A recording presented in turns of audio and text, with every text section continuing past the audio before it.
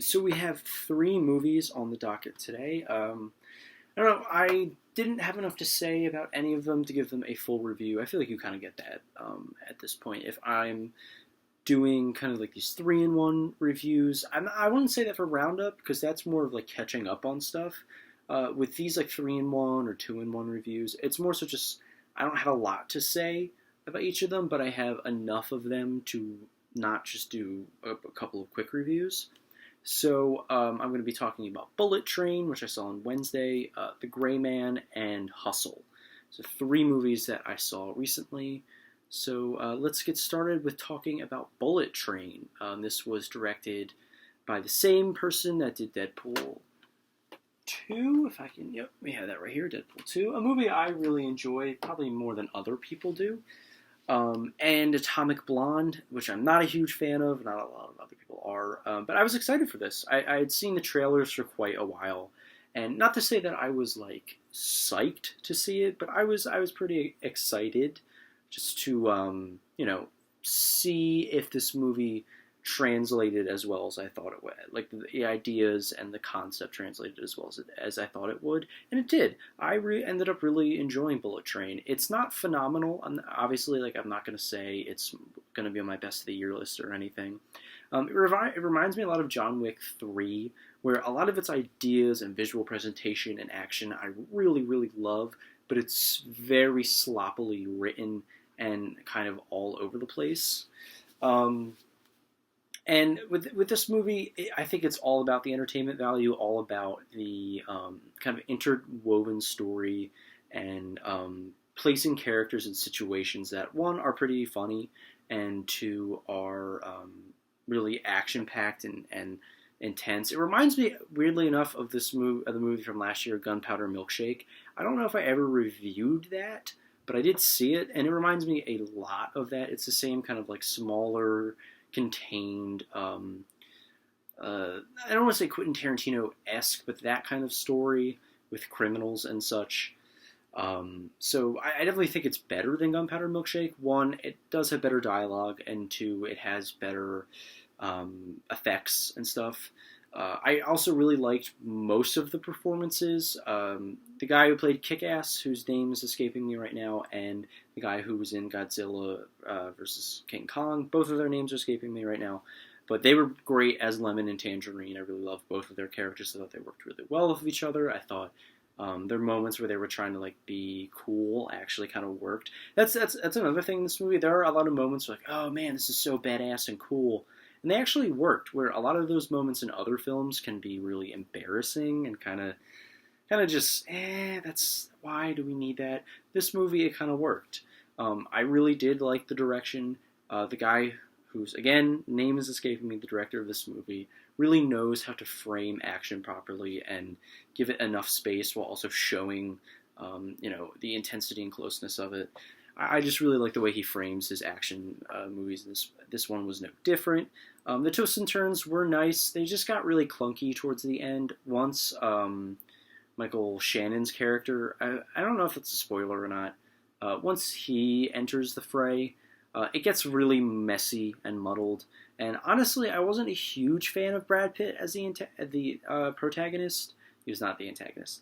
He, I don't know, he just felt like he was Brad Pitt. And that was all he had going for him. And he wasn't as much of the main character as I kind of needed him to be. And he wasn't as much of a side character to where it's like, oh, he really isn't the protagonist of this movie. He just kind of gets sidelined way too many times.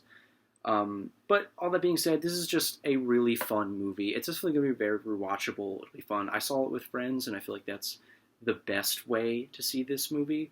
And I don't know, I really just enjoyed it overall. It's a really solid action movie, and one that I think will work with audiences very well, and is surprisingly has a better script than I thought it would. But it's still, its main downsides is the messiness and clunkiness of that third act, and the fact that it's paced kind of weirdly. Also, it just is, I don't know. It isn't phenomenal, but it's still pretty good, and I had fun with it, and I'm going to give it a strong B. So, let's talk about The Gray Man now. This is a movie, again, I was very excited for. I love Anthony Russo and Joe Russo. Uh, Not for the reasons you would think.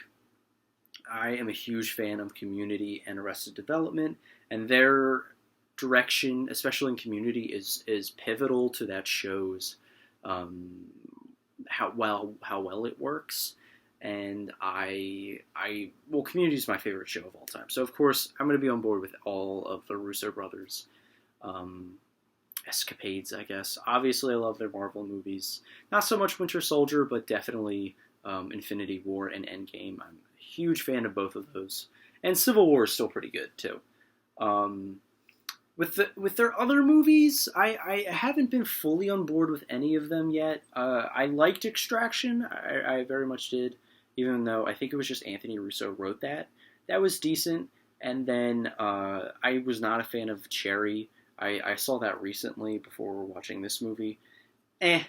So I didn't expect anything great, but I did expect something pretty entertaining. And you know what? I got that. This movie was highly entertaining. It was a pretty good spy action thriller. Ryan Gosling actually really worked in the lead role here. I liked Arna de Armas's character. I think that's how you say her name. It just worked as this really dumb, really well shot action movie. I don't have a ton to say about The Gray Man. I think it got way too much hate. A lot of people really didn't like this thing. I am definitely not one of them. I found it to be really entertaining. It's kind of a turn your brain off movie. It has a lot of cool set pieces. The Russo brothers very much know how to frame action, especially being out of the MCU like staleness and how all of those movies very much look the same. I think being away from that really helps their visual style, and I think the visuals and the action is definitely the best parts of this movie. It's not going to blow you away. It is pretty forgettable.